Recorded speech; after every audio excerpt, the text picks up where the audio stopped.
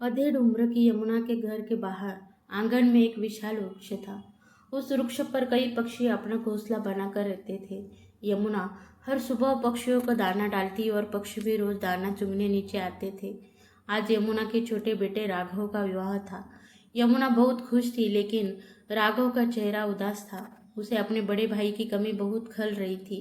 रिश्तेदारों ने यह पूछ पूछ कर कि बड़ा बेटा और बहू विवाह में क्यों नहीं आए, यमुना की नाक में दम कर दिया था। सच्चा कारण तो यमुना किसी को बता नहीं सकती थी। उसने बात को टालते हुए कहा, बच्चों की परीक्षा का समय है, इसलिए वे लोग नहीं आ पाए। उसकी परीक्षा खत्म होते ही आ जाएंगे। लेकिन लोगों को चैन कहाँ था। कान फूसी चल ही रही थी। पंचायत करने के लिए सभी आतुर हो रहे थे। कोई कहता बनती नहीं होगी बहू से इसलिए नहीं आई। कोई कहता यमुना स्वभाव से कितनी तेज तर्रार है, झगड़ा हो गया होगा। देखना कुछ ही दिनों में छोटी भी चली जाएगी। धूमधाम के साथ राघव का विवाह संपन्न हो गया। अपने भाई भाभी की कमी को महसूस करता हुआ राघव अपने साथ अपनी पत्नी के ब्याह कर घर ले आया। राघव घर की हर बात जानता था। छोटी से छोटी बात पर अपनी माँ और भाभी के बीच होने वाली तू मैं कैसे झगड़े का कारण रूप ले लेती थी, उसे सब याद था। बात कभी बड़ी नहीं होती, उसे बड़ा बना दिया जाता था। इस तरह लगभग हर रोज ही घर में महासंग्राम छिड़ जाया करता था। राघव चिंतित था। वो सोच रहा था, माँ को तो वो बदल नहीं सकता, पिताजी है ही नहीं, वरना वो माँ को समझाते। उसकी पत्नी श्वेता का स्वभाव समझदारी, विनम्रता और सहनशीलता वाला होना चाहिए। वो श्वेता को जानता ही कितना था। कोई प्रेम विवाह तो था ही नहीं जो पहले से जाना पहचाना स्वभाव हो। सब कुछ भगवान भरोसे ही था। उसने सोचा कि वो श्वेता को पहले ही सब कुछ बता देगा, कि माँ की बातों का एक कान से सुनकर दूसरे से निकाल दे, उनकी बोली बातों पर ज़्यादा ध्यान ना दे। रात को राघव ने अपनी पत्नी से कहा, श्वेता अब तुम्हें ही घर को संभालना है। श्वेता ने बीच में ही प्रश्न कर दिया, श्वेता भैया भाभी क्यों नहीं आए राघव? राघव ने बिना छिपाए श्वेता को सब सच सच बता दिया। श्वेता माँ और भाभी के आपस में बिल्कुल नहीं बनती। छोटी छोटी बातों में बड़े बड़े झगड़े हो जाते थे। किंतु एक दिन तो माँ ने सारे हाथ पार कर दी। भाभी की गलती इतनी ही थी कि वो बिना नहाए ही रसोई में आ गई थी। माँ का पारा चढ़ गया और तू मैं से बात इतनी बढ़ गई कि माँ ने वो कह दिया जो उन्हें हरगिज नहीं कहना चाहिए था। ऐसा क्या कह दिया था माँ ने कहा, निकल जाओ मेरे घर से और मेरे मरते वक्त तक मुझे अपनी शक्ल मत दिखाना। भैया भी घर पर ही थे। उन्होंने माँ के पास जाकर कहा कि माँ अब ये क्या कर रही हो? अभी आप गुस्से में हो, शांत हो जाओ। माँ ने भैया को भी कह दिया, जोरू का गुलाम बना फिरता है, तू भी चला जा। भाभी रो रही थी। भैया भी रोने लगे, लेकिन माँ का गुस्सा कम नहीं हुआ। बस उसके बाद भैया भाभी ने अलग रहना ही उचित समझा। रोज रोज की कलह से वे दोनों भी उकता हो चुके थे। एक ही शहर में अलग होकर रहने से अच्छा भैया ने अपना तबादला ही करवा लिया। वो भी भाभी की तकलीफ कभी देखते। थोड़ी गलती भाभी की भी थी। उन्हें वो काम नहीं करना चाहिए था जो माँ को पसंद नहीं, किंतु वो भी अपनी ही चला थी। सहनशीलता की उनमें भी कमी थी। श्वेता ने बीच में कहा, हाँ राघव तुम सही कह रहे हो। ताली हमेशा दोनों हाथों से ही बजती है। श्वेता, माँ के वो जहरीले शब्द भैया भाभी को शूल की तरह चुभ गए और उन्होंने घर छोड़ दिया। पता नहीं उन शब्दों के लिए आज तक भी माँ को पछतावा है या नहीं। श्वेता कटु वचन तो तीर की तरह होते हैं। एक बार जीभ से निकल गए तो निकल गए, फिर वापस नहीं आते। उसके दिल पर जाकर वह कटु वचन लगते हैं। उसे ऐसा आघात पहुंचता है कि उनका वो घाव नासुर बनकर ताउम्र उन्हें परेशान करता रहता है। भैया भाभी के साथ भी यही हुआ है। श्वेता, मैं तुमसे यही उम्मीद लगा रहा हूँ कि तुम सब संभाल लोगी। भैया भाभी तो चले गए, किंतु तुम माँ को अकेला छोड़कर कहीं नहीं जा सकते। हमें हमेशा यही रहना होगा माँ के पास। क्या तुम माँ के गुस्से को अपने प्यार और सहनशीलता से काबू में रख सकोगी? राघव तुम चिंता मत करो, मैं पूरी कोशिश करूंगी कि सब कुछ संभाल सकूं। राघव, क्या माँ को अब भी इस बात का एहसास नहीं कि उन्हें इस तरह के शब्द नहीं कहने चाहिए थे? पता नहीं श्वेता उनके दिल में क्या चल रहा है। किसी को कुछ बताती भी नहीं। मैंने कितनी बार उन्हें समझाया कि भैया भाभी को फोन करके बुला लो, लेकिन वो अपनी जीत पर ही अड़ी हुई है। राघव और श्वेता की सुहाग रात की शुरुआत इन्हीं बातों से हुई। उसके बाद सब कुछ भूलकर वो दोनों एक दूसरे की बाहों में खो गए। दूसरे दिन सुबह उठकर श्वेता ने कहा, राघव, अच्छा हुआ तुमने मुझे सब कुछ सच सच बता दिया। अब मुझे माँ के साथ सामंजस्य बिठाना शायद थोड़ा आसान हो जाएगा। मैं वैसा ही सब करूँगी जैसा वो चाहती है। Thank you Shweta, I love you. मुझे तुमसे यही जवाब की उम्मीद थी। दूसरे दिन सुबह से ही श्वेता की संघर्ष से भरी जिंदगी की शुरुआत हो गई। उसने राघव को तो दिलासा दे दिया कि वो सब कुछ संभाल लेगी, किंतु उसके मन में तूफान उठा था। कई सवाल उठ रहे थे। वो सोच रही थी कि हे भगवान, यदि माँ का स्वभाव इतना तेज है तो कैसे निभाएगी वो। हफ्ते 15 दिन तक अपनी बहू से हर प्यार बरसाने वाली यमुना धीरे धीरे अपने स्वभाव के असली रंग दिखाने लगी। बात बात पर टोकना, श्वेता के हर काम में कमी निकालना, उसके हाथों से बने भोजन का अपमान करना सब शुरू हो गया। राघव की बात को ध्यान में रखते हुए श्वेता ने इस तरह की बातों पर बिल्कुल ध्यान नहीं दिया। इसी तरह चलता रहा। यमुना की हर तीखी बात को हंसकर सुन लेने वाली श्वेता अकेले में आंसू बहा लेती थी। सबके सामने फिर वही हंसता चेहरा लेकर आ जाती थी। धीरे धीरे समय बीतता गया।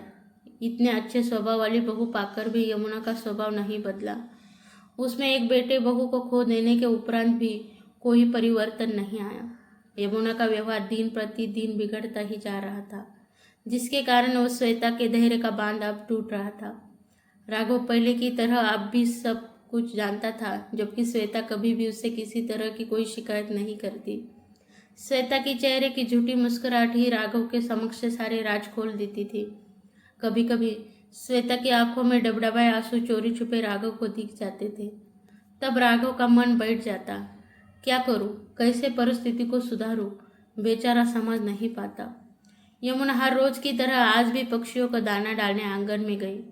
पतझड़ का मौसम कुछ दिन पूर्व ही दस्तक दे चुका था।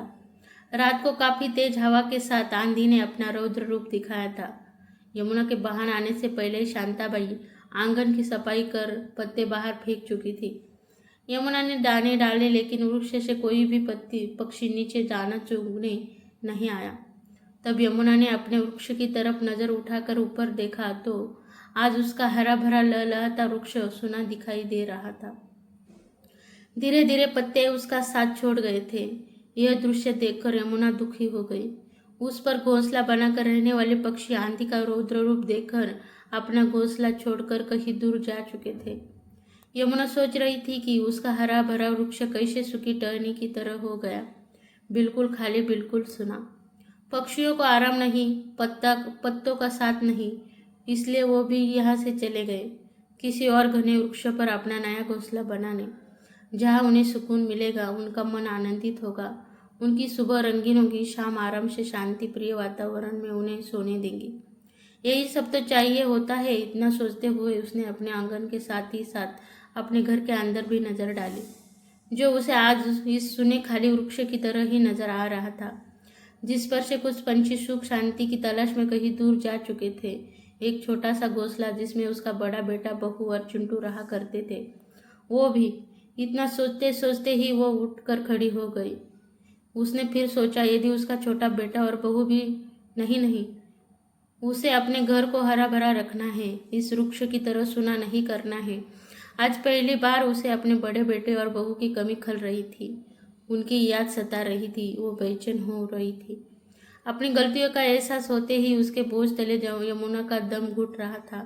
किस तरह अपनी बड़ी बहू को वो ताना मारा करती थी, बात बात पर अपमान करती थी, उसके हर कामों में कमी निकालती थी, कभी उसे चैन से जीने ही नहीं दिया।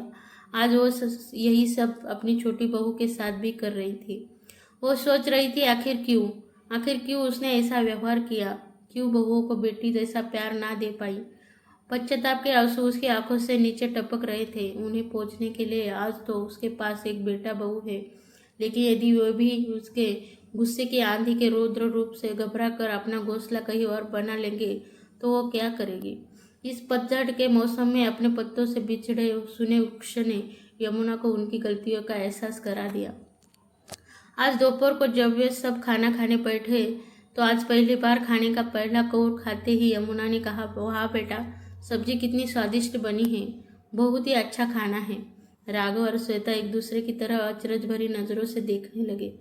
यमुना के मुंह से ऐसी बेशकीमती शब्द सुनकर श्वेता फूली नहीं समा रही थी। उसे अपने कानों पर मानो विश्वास ही नहीं हो रहा था। यमुना के मुंह से ये सुनकर उसे ऐसा लग रहा था मानो शायद आज सब्जी बहुत ही ज़्यादा अच्छी बनी है। माँ कोई कमी निकाल ही नहीं पाई। बहू बहू कहकर श्वेता को आवाज़ लगाने वाली यमुना आज दोपहर के ही उसे बेटा कहकर पुकार रही थी। अपनी माँ के अंदर आया यह परिवर्तन देखकर श्वेता बहुत खुश थी। आज दिन भर घर में किसी तरह की टोका टाकी नहीं हुई। घर का माहौल एकदम खुशनुमा था, सुकून था, शांति थी, आनंद था। ऐसा माहौल देखकर यमुना भी बेहद खुशी थी। उसके मन में भी आज कोई तनाव नहीं था, क्योंकि वह आज अपनी श्वेता के काम में कमियां ढूंढने के बदले उसके काम की अच्छाई देख रही थी और ऐसा करके उसे बहुत ही खुशी महसूस हो रही थी। श्वेता के हर काम में यमुना मदद भी करने लगी, उससे अच्छी अच्छी बातें करने लगी। राघव अब हर रोज श्वेता को खुश देखता और खुद भी खुश होता। एक खबर बड़े बेटे और बहू तक भी पहुंच गई। राघव ने यमुना से कहा, माँ भैया का फोन आया था, मिलने बुलाया है, सोच रहा हूँ 3-4 दिनों के लिए जाकर मिल आते हैं। यमुना ने कहा, रुक जाओ, और जाकर सीधे फोन उठाया। आज अपना अहम छोड़कर, अपना स्वाभिमान छोड़कर उन्होंने अपनी बड़ी बहू को फोन लगा दिया और कहा, हेलो। उधर से अंजलि ने फोन उठाकर कहा, हेलो। कुछ पलों के लिए फिर सन्नाटा छा गया।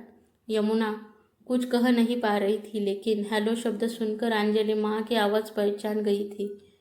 उसी ने पहल करते हुए कहा, माँ। यमुना फूट फूट कर रोने लगी। उसने कुछ कहा नहीं जा रहा था। तब तक श्वेता भी वहाँ आ गई। अपने आप को संभालते हुए यमुना ने कहा, अंजलि अंजलि बेटा, मुझे माफ़ कर दो। फोन स्पीकर पर था। यमुना का बड़ा बेटा माधव भी वहीं पर था। वो भी सुनने लगा। अंजलि ने कहा, माँ आप ऐसा क्यों कर रही हो? नहीं बेटा, इस शादी में तुम्हारी तीनों की बहुत कमी लगी। मैं अपने गुस्से में बोले हुए शब्द वापस लेती हूँ। मैं तुम्हारा इंतज़ार करूँगी यदि तुम मुझे माफ़ कर सको तो। पता नहीं मैंने ऐसा क्यों किया। मैं जानती हूँ ज़्यादातर गलती मेरी ही थी। तुम्हारे जाने के बाद भी मुझे यह एहसास नहीं हुआ, लेकिन अब मुझे अपनी गलतियों का पश्चाताप करने का एक मौका दो। नहीं माँ, आप ऐसा मत कहो, और प्लीज़ माँ, आप रोना बंद कर दो। गलती तो हमारी भी है। हमें भी आपकी गुस्से में बोली बात के कारण घर नहीं छोड़ना चाहिए था, पर जो हो गया सो हो गया। अब आगे हम सब जितना भी अच्छा कर सकते हैं ज़रूर करेंगे। हम आ रहे हैं माँ, आप सबसे मिलने। अंजलि के फ़ोन रखने के बाद उसने जैसे ही माधव की तरफ देखा, उसकी आंखों में आंसू छलक रहे थे। अंजलि ने कहा, प्लीज़ माधव रो मत। एक माधव ने उसे गले लगाते हुए कहा, अंजलि इतने दिनों से मुझे इन्हीं लम्हों का इंतज़ार था। कुछ दिनों पूर्व श्वेता के चेहरे पर छाई उदासी देखकर राघव के मन में भी कभी कभी दूर चले जाने का ख्याल आ जाता था, लेकिन अब वो ख्याल उसके दिमाग से गायब हो चुका था। अब तो हर रात श्वेता के चेहरे की खुशी देखकर ही वो सोता था, चैन से, सुकून से, बेफिक्र होकर। राघव सोच रहा था कि माँ के स्वभाव में यदि बदलाव ना आता तो इस अच्छे बदलाव के कारण ही उसका घर सूना आंगन बनने से बच गया। इसी बीच श्वेता प्रेग्नेंट हो गई। खुशियाँ कई गुना बढ़ गई। बड़े बेटे बहू का आना जाना भी चालू हो गया। वो तो पास के ही शहर में थे तो हर रविवार घर चले आते थे। सब साथ में सुख और शांति से समय व्यतीत करते। इस तरह एक घर बिखरते बिखरते संभल गया। यमुना सोच रही थी, पतझड़ के बाद नई कोपले फूट जाती है, वृक्ष तो फिर से हरा भरा हो जाता है, घोंसले भी बन जाते हैं, पक्षी भी चहचहाता है। लेकिन घर से यदि कोई जोड़ा अलग चला जाए तब तो उसका वापस आना लगभग असंभव ही होता है। वो आंगन फिर से वैसा ही हरा भरा कभी नहीं हो पाता। वक्त रहते ही वो संभल गई, इसलिए छोटा बेटा बहू उसके साथ है, वरना उसके घर पर ऐसा पतझड़ आता कि वो फिर जीवन भर हरा भरा नहीं हो पाता। आंगन में बैठी यमुना आज अपने वृक्ष को निहार रही थी, जो फिर से हरा भरा हो गया था। नई कोपले फूट चुकी थी, पत्तियां बड़ी होकर शोर मचाना शुरू कर चुकी थी, पक्षी घोंसला बना रहे थे। श्वेता ने भी एक बेटियों को जन्म दिया। घर में भी किलकारियां गूंजने लगी। यमुना चिड़िया को चोंच में दाना लेकर जाती देख रही थी कि वह कैसे अपने बच्चों को खिलाती है। देखते देखते वो सोच रही थी कि कितने प्यार से हम अपने बच्चों को बड़ा करते हैं, हर दुख भी हंसते हंसते सह लेते हैं, लेकिन बेटे के विवाह के बाद क्यों हमारा मन इतना छोटा हो जाता है? ये एक ऐसा प्रश्न था जिसका जवाब वो खुद भी नहीं ढूंढ पा रही थी। तो दोस्तों, हमारे आज की कहानी आपको कैसी लगी कमेंट में ज़रूर बताना। और अच्छी लगी तो लाइक और शेयर ज़रूर करना। और हाँ, चैनल पर अगर नए हो तो चैनल को सब्सक्राइब ज़रूर करना। धन्यवाद।